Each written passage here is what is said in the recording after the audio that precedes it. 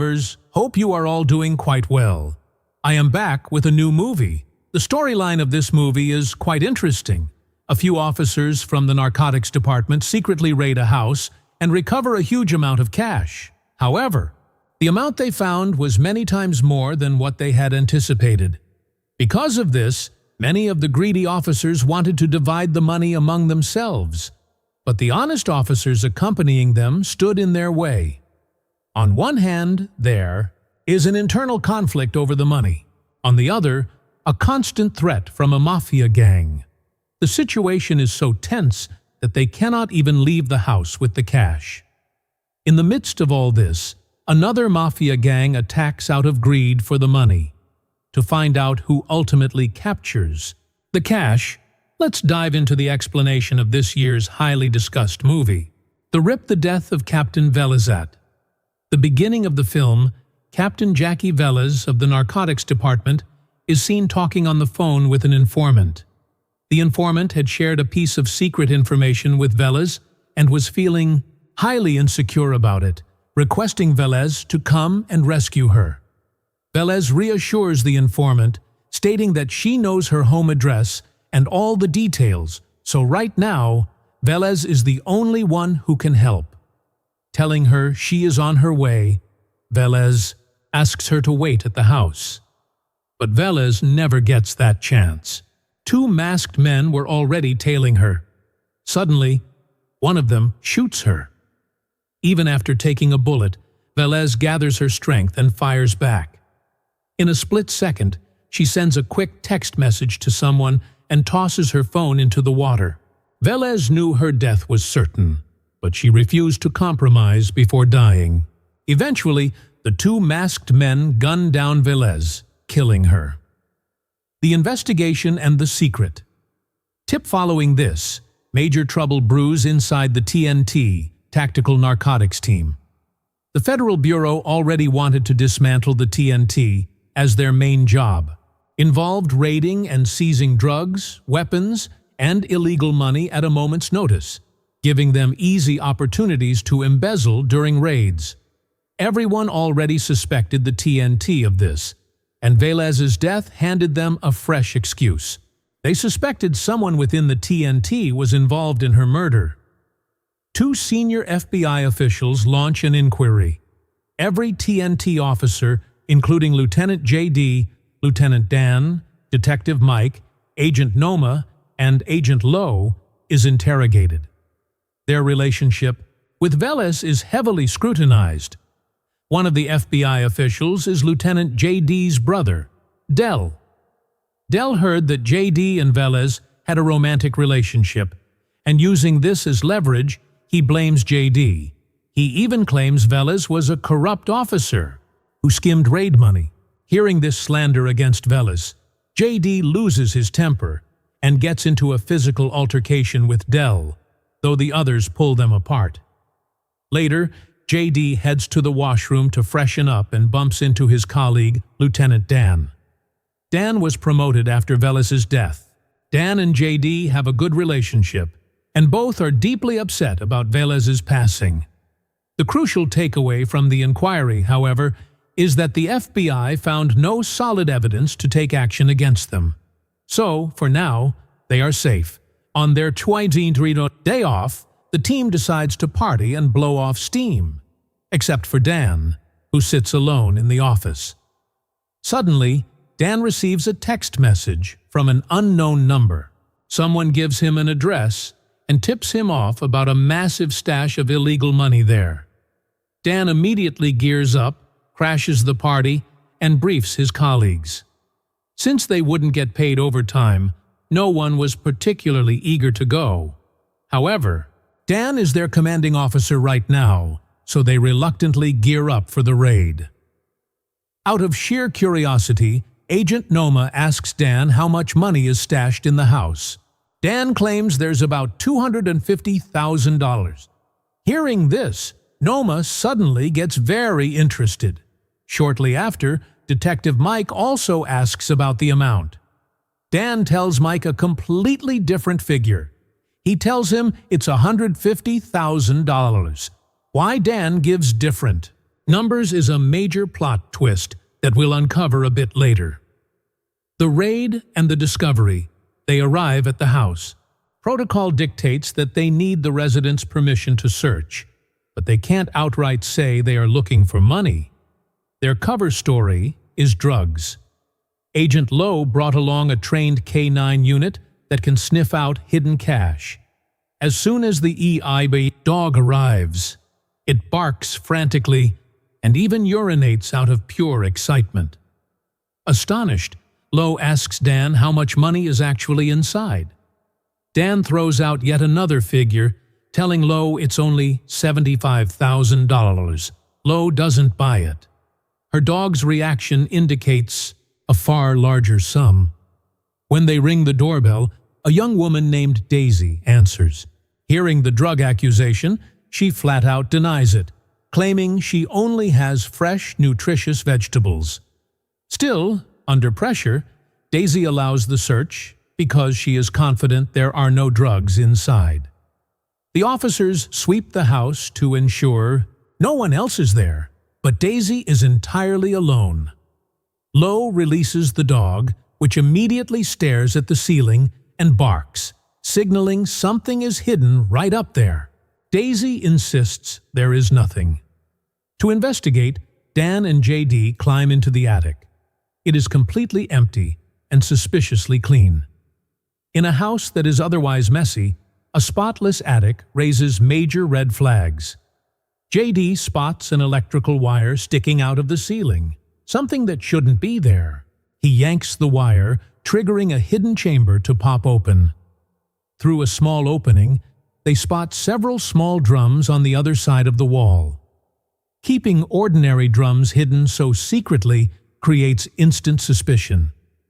They grill Daisy again, but she claims she knows nothing. She moved in just 2 months ago after her grandmother passed away. Despite their intense interrogation, Daisy handles the pressure smartly. Getting nowhere with her, they decide to smash the wall open. The moment they open the first drum, they are absolutely shell-shocked. It is stuffed to the brim with cash, $1.4 million in just one drum, and there are at least 14 drums.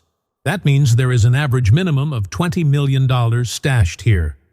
The sheer volume of cash leaves Dan dumbfounded. It is infinitely more than what the tip mentioned.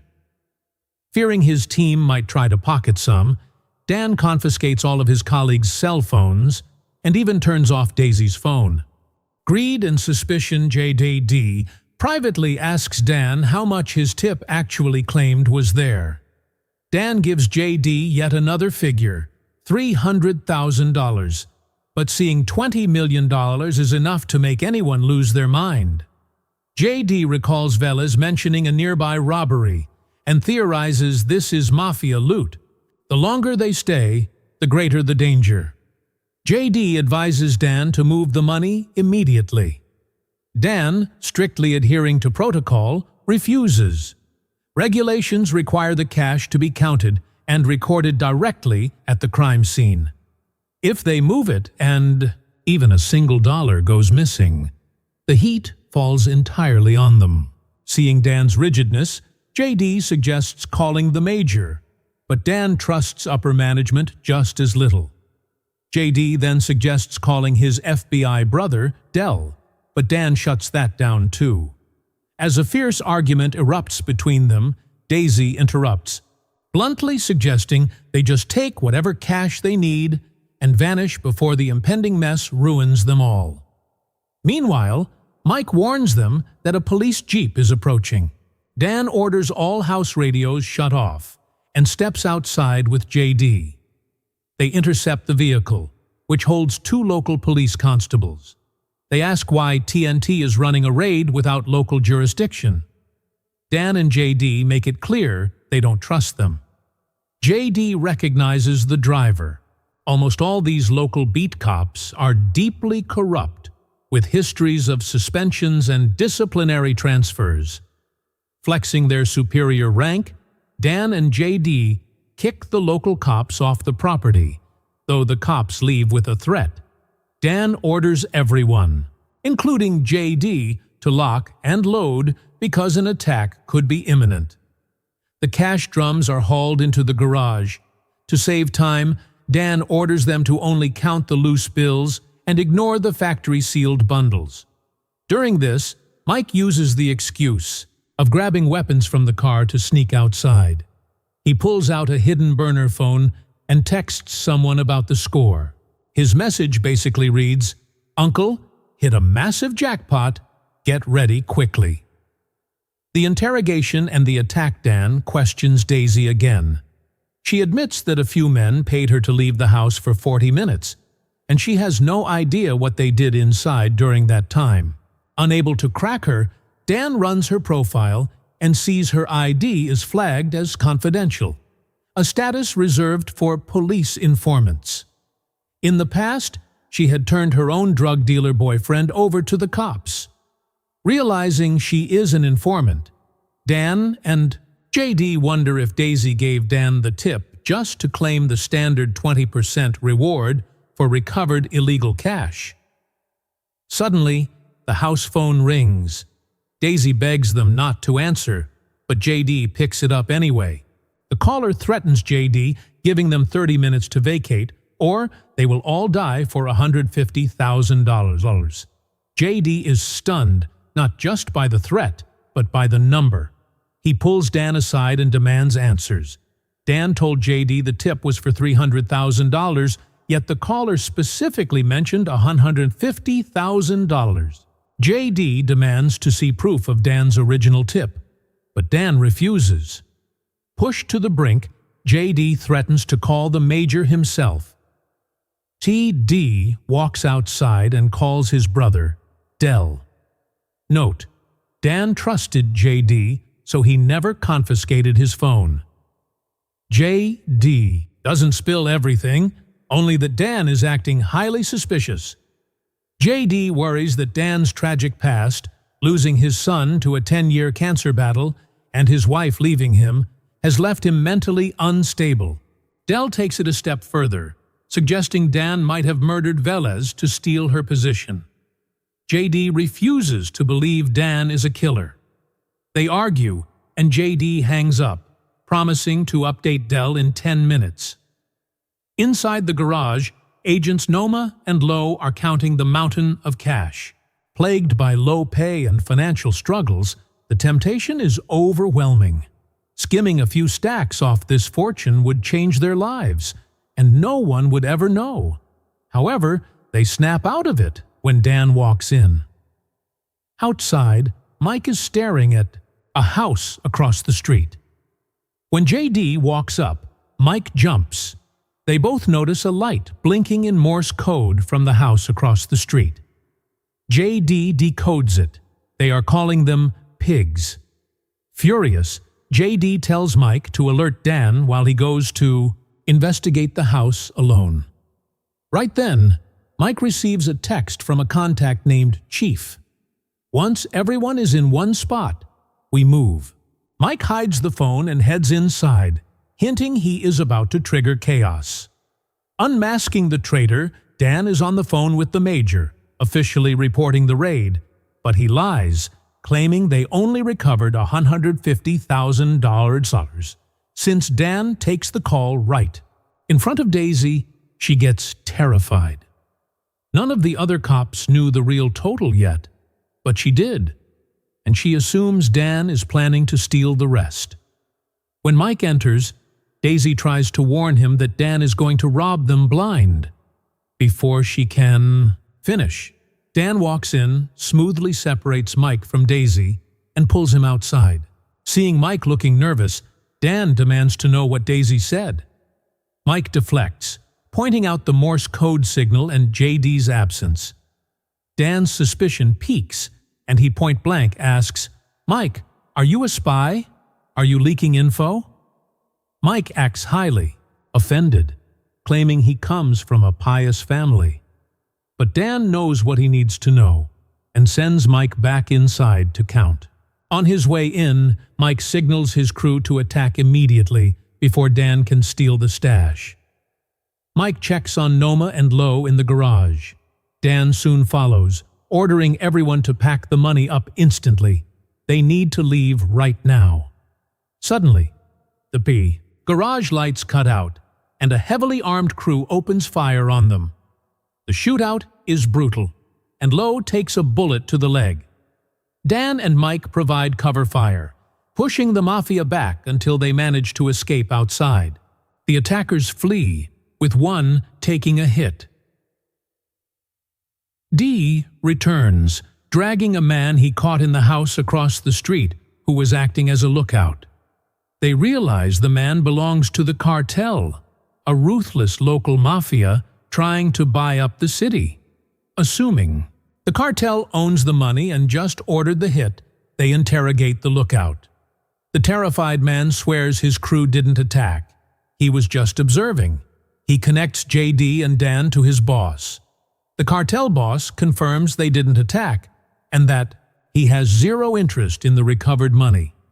He considers this a bad chess move. He lost to the cops today, but will win later. Furthermore, the cartel boss reveals that being suspected of Velez's murder has already ruined his business, so he wants zero friction with the police. When asked if he killed Velez, the boss dodges, cryptically warning them, "You're in for a rough night, watch your backs," before hanging up. Dan and his team deduce that the cartel wouldn't just abandon $20 million, it's pocket change to them. But killing 5 cops would bring the full weight of the government down on them, erasing their empire. Assured the cartel isn't a threat, Dan tells Lowe and Noma the cartel is relinquishing the money. Hearing this, Noma and Lowe immediately suggest dividing the money among themselves. JD is disgusted and refuses to steal a dime. Lowe and Noma counter. Dan already told the major they only found $150,000. Why not just turn that in and split the remaining $19.8 million? JD turns his rage on Dan, demanding to see the search warrant to verify the tip amount. Dan refuses and orders everyone to pack up and leave. JD points out their van is busted and demands Dan call for backup. When Dan refuses, they realize he is plotting something.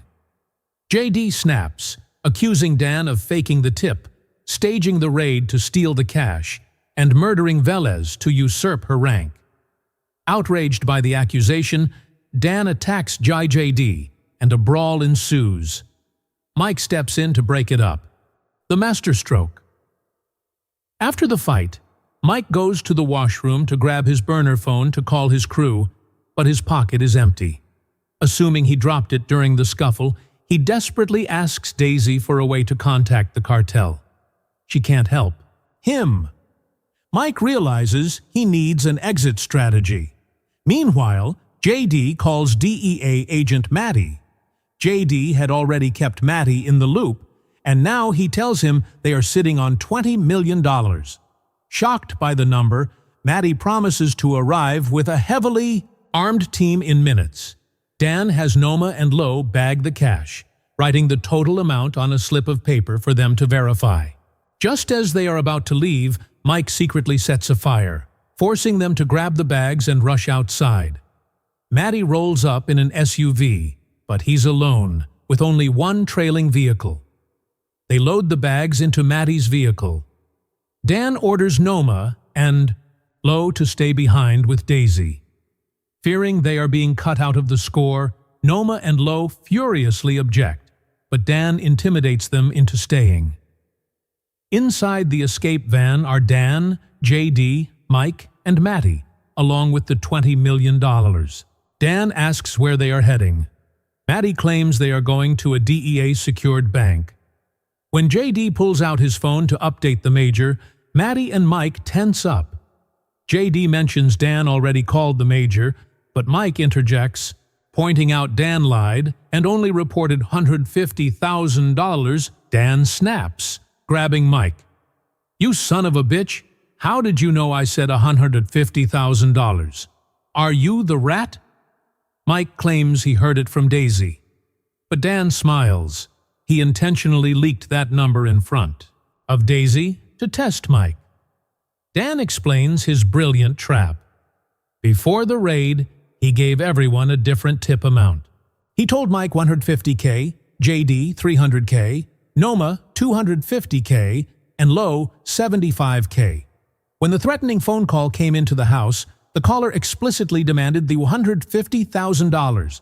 That proved with 100% certainty that Mike was the rat leaking the intel. When Mike furiously denies it, JD pulls out Mike's burner phone. When Mike tried to break up the fight earlier, JD pickpocketed him. The entire fight was staged. After the first shootout, Dan had pulled JD aside and revealed the whole truth. There was no anonymous tip. Right before Velez died, she managed to send one final text message. She sent it to Dan, containing Daisy's address and the truth about the money. Furthermore, Dan and JD have figured out Matty is dirty too. Matty's SUV has no radio. He brought no backup despite promising heavily armed forces. And the only car trailing them contains the two corrupt local beat cops they chased off earlier. Realizing he is entirely burned, Mike decides he won't go down alone. He grabs his burner phone from JD and hits redial on the last dialed number. Inside the van, Matty's phone rings. Mike had been feeding info to Matty the entire time. Exposed, Matty draws his gun and shoots Mike in the head. But the bullet only grazes Mike's ear. The final showdown chaos erupts inside the moving vehicle. Matty gets the drop on all three of them. During the struggle, the driver is accidentally shot and killed. Matty orders one of the corrupt cops from the trailing car to take the wheel. The horrifying truth is finally laid bare. Velez had discovered a ring of deeply corrupt officers operating inside the TNT. Before she could expose them, Matty and Mike orchestrated her assassination. The two masked hitmen at the beginning were Matty and Mike. Furthermore, Matty was the one who sent the heavily armed strike team to attack them at the stash house. Matty gloats, declaring they will divide the $20 million and vanish to live like kings. But JD reveals he had been sharing his live location with his brother, Del. Down the road, Del and his FBI strike force have a massive blockade set up. Cornered, Matty pivots, claiming they will hand the money over to the feds, frame Mike for everything, and emerge as local heroes. Hearing Matty prepare to throw him under the bus, Mike goes berserk and attacks Matty. The van swerves wildly. Mike grabs a duffel bag, kicks the door open, and tucks and rolls out of the moving vehicle. Matty, JD, and Dan all bail out as well. Dan sprints into the brush after Mike. Matty jumps into the driver's seat of the van and floors it. JD commandeers Del's Jeep and speeds after Matty. Matty is a highly lethal DEA operative. He flawlessly steers the fleeing van with one hand while firing out the window at JD with the other. The high-speed chase reaches a climax when Matty crashes through a bridge barrier and plummets to the ground below. JD climbs down to the wreckage. A bloodied Matty tries to bribe JD with his share of the millions, but JD doesn't want money. He wants Velez back. Despite his deep love for the woman Matty murdered, JD actually contemplates showing him mercy. But Matty uses the dialogue as a distraction and reaches for a hidden gun. Left with no choice, JD draws his weapon and kills Matty. Meanwhile, Dan catches up to Mike, and a brutal fistfight ensues. Dan eventually subdues him, telling him to stop fighting for a lost cause. He points to the duffel bag Mike stole. When Mike unzips it, it is completely empty. In fact, none of the bags in the van had money in them. Dan had cleverly left the real cash back at the house under the watch of Lo and Noma. Mike is arrested and hauled away. The actual money is safely transported to headquarters. Under Del's supervision, the evidence team begins counting the mountain of cash. Before the final tally is announced, they ask Lo and Noma for their count from the crime scene. They turn to Dan for his documentation, and he hands over the slip of paper he had written on back in the garage. When the counting machine finishes, the numbers match down to the exact penny. $20,650, $480. The entire narcotics department praises the team for their flawless execution and honesty. As for Daisy, she is awarded the legal 20% informant bounty of the total recovery. It is revealed that Daisy was the original informant who tipped off Velez about the cartel stash. She was the anonymous voice on the phone at the very beginning of the movie. Through Velez's sacrifice and Dan's masterful tactical trap, the corrupt officers were purged and the money was secured. With the ultimate success of the narcotics department, the movie concludes. Dear viewers, how did you like our explanation? What kind of movie explanations would you like to see next? Be sure to let us know in the comments. Also, if you enjoyed this recap, please stay connected by liking, commenting, and subscribing to the channel. Stay well, stay healthy. Allah Hafiz.